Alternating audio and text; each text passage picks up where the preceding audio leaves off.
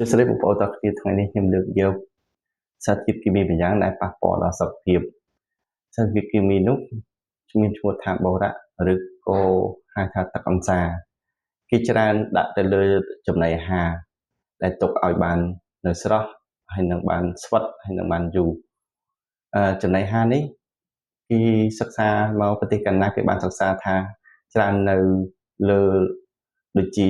គេដាក់ច្រើននៅត្រីងៀតនំបញ្ចុកគុយទាវមីសាច់គោបាត់សាច់គោសាច់ជ្រូកជាដើមដើម្បីកុំឲ្យខូចហើយនឹងរក្សាទុកបានយូរហើយផលប៉ះពាល់ដល់សុខភាពនោះមានដូចជាអាចឲ្យគាត់ក្អួត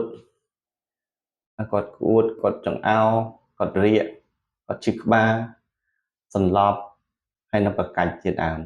ហើយដល់ករណីដែលញ៉ាំយូរទៅគេហៅយូរទៅអាចនឹងមានផលប៉ះពាល់ទៅដល់ត្មងនោមហើយនឹងអាចដល់ស្លាប់បានដែរហើយតកតងជាមួយនឹងជៀសវាងកុំឲ្យកើតទៅលើសុខភាពឲ្យមានបញ្ហាដល់សុខភាពនោះគឺយើងត្រូវតែជៀសវាងការរបបអាហារណាដែលដាក់ដោយទឹកអង្សារឬក៏បង្អែមណាដែលធ្វើស្វិតហ្នឹងដែលដាក់ទឹកអង្សារយើងត្រូវជៀសវាងបើយើងមិនជៀសមិនបានទេយើងអាចហូបដែរប៉ុន្តែយូរម្ដងបានហើយដូចជាគុយទាវហើយហ្នឹងយើងអត់ហូបជាប្រចាំដែរព្រោះចំពោះអ្នកចាស់គឺមិនឲ្យលើសពី15ក្រាមទេក្នុងមួយថ្ងៃហើយក្មេងគឺ5ក្រាមក្នុងមួយថ្ងៃបើបងប្អូនមានអាការៈដូចខាងលើសូមបងប្អូនអញ្ជើញទៅ